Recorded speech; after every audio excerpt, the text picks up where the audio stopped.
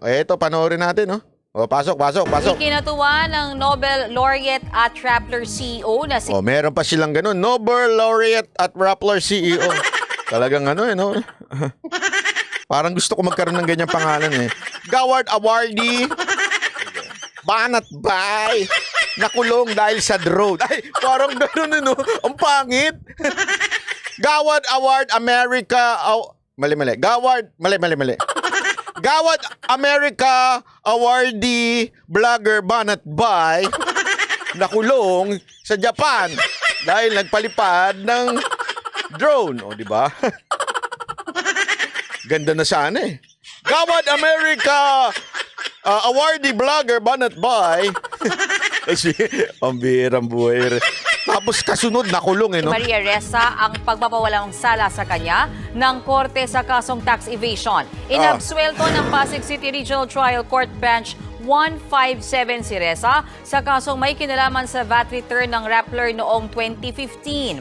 Inilabas ang ruling 8 buwan matapos i-dismiss ng Court of Appeals ang Grabe. Ano yun eh? Yung tungkol sa VAT ng ka-Rappler. Yan daw yung kaso na yun. Yun sa, in other words, tax. Tax yung pinag-uusapan dito. apat pang ibang tax cases laban kay Ressa na isinampa ng BIR at DOJ noong Administrasyong Duterte. Oo. Ayon kay Ressa, ang panalong ito ay patunay raw na nanaig pa rin ang batas at katotohanan. I think what we've seen, the transition from the last administration to this administration, is a lifting of fear. I hope it. Ayan. Puring-puri niya ang administrasyon ni Marcos. Ikaw nga naman, oo. Hindi mo ba naman pupuriin ang administrasyon ni Marcos kung nakalaya ka doon sa, I mean, kung ikaw ay napawalang sala sa administrasyon ni Marcos? Palakbakan! Masayang-masaya si ate. Kita mo naman. Kita mo naman ang walang bumabatikos na media ngayon kay Marcos. Ultimong Rappler. Eto, may balita nga ako. Balita ko lang naman. Balita ko lang, ha. Hindi ko naman sinasabing totoo ito. Balita lang. Chismis lang. Meron daw isa doon. Umalis sa Rappler. Kasi dahil siya ay kritiko ng gobyerno, medyo meron silang show cause order. Chocos order. Hayop. Hindi, wala. Hindi Chocos order. Meron silang di umano daw. Hindi ko na lang sasabihin kung sino ito, Baka mamaya magalit ito at magwala ito. Basta meron nagsabi doon na kesyo meron daw silang parang nung panahon na dinidinig yung mga kaso di umano ni Maria Ressa. Ay, mali. Yung di umano ay sila daw ay sinabi mo ng ceasefire. Parang ganon. Yun ang sabi, ha? Sabi, ceasefire muna. Kasi pinag-uusapan ng kaso ni Maria Ressa.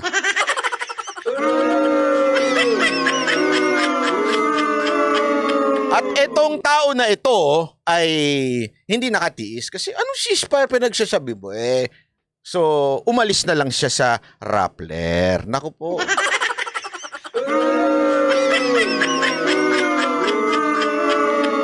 Kaya nga ngayon, kita nyo naman, bukang bibig niya. It seems that there is a transition from the past administration to this new administration.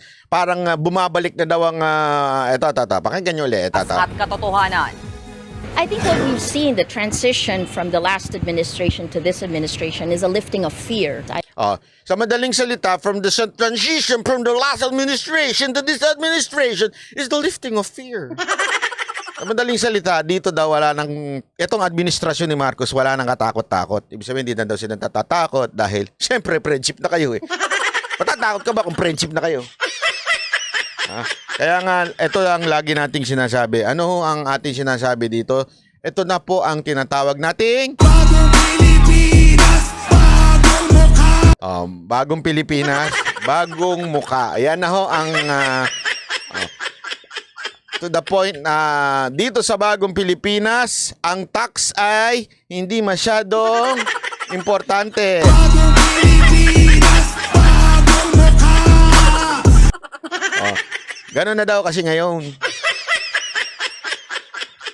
Kasi gusto mo, ikaw nga naman, sabi nga nila, kung ikaw nga naman pabigyan na ng kalayaan, sabi magkaroon. Hindi, ito lang naman, tanong lang naman ito. Okay, tanong lang naman.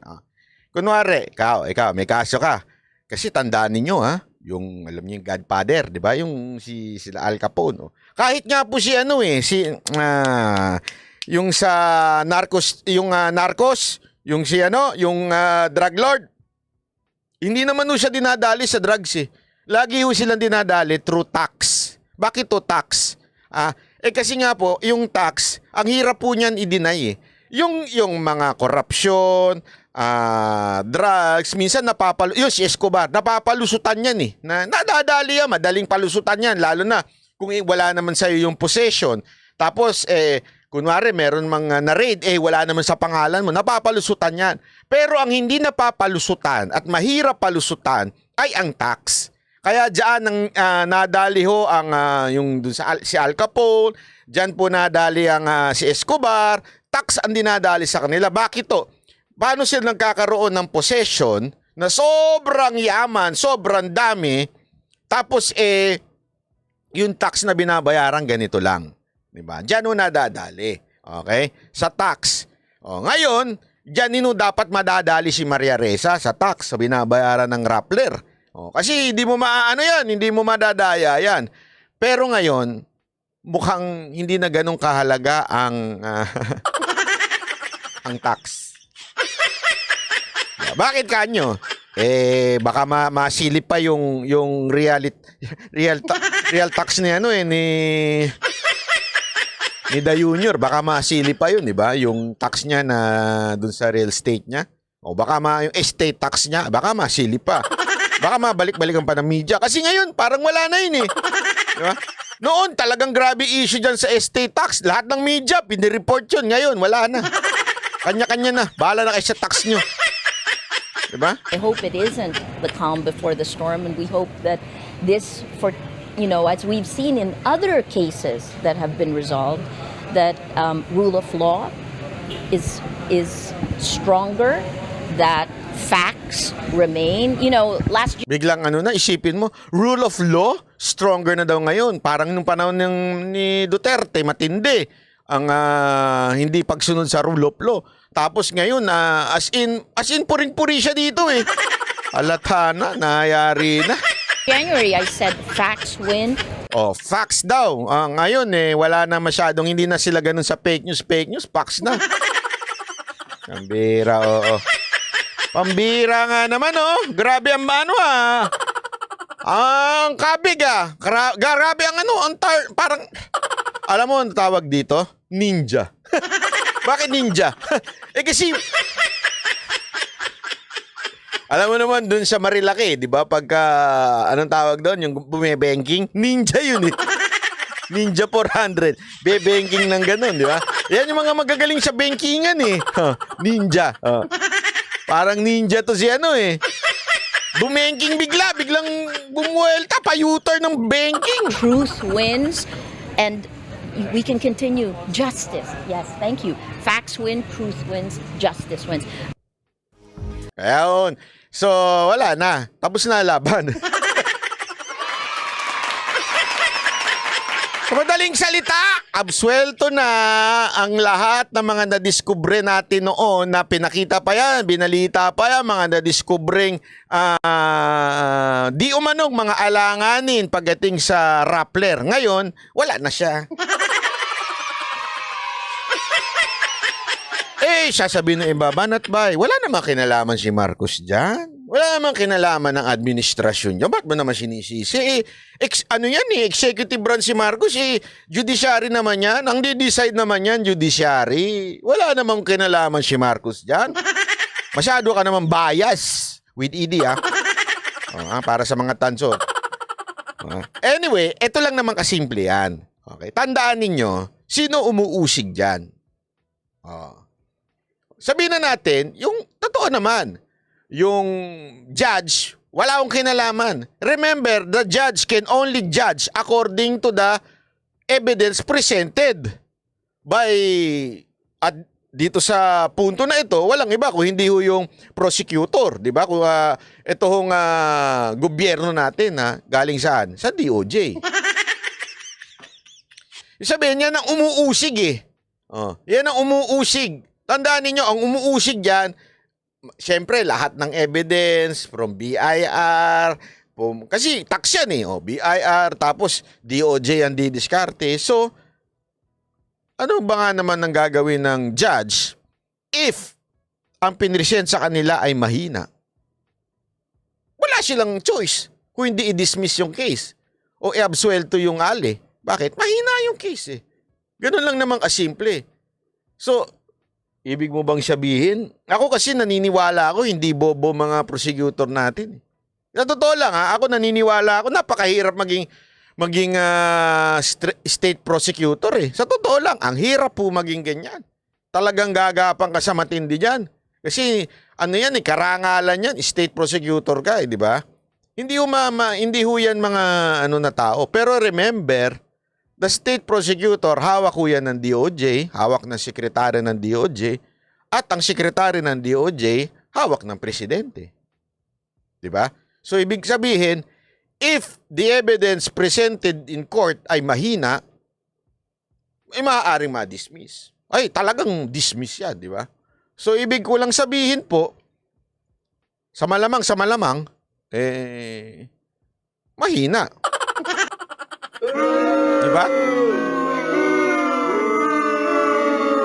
Yun lang ang akin dyan. Oh. Sabi pa nito isa, but don't forget! Naku po.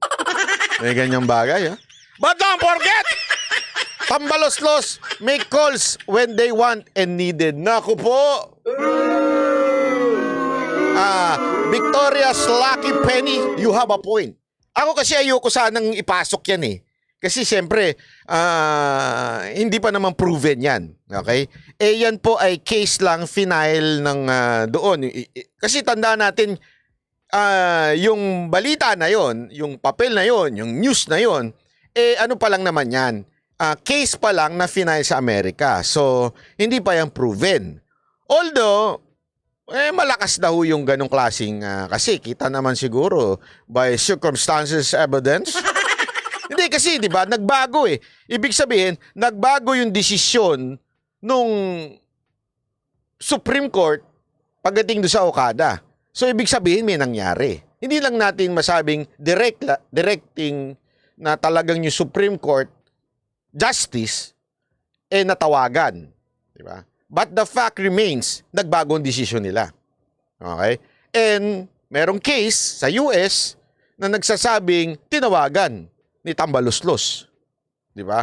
Etong Supreme Court Justice.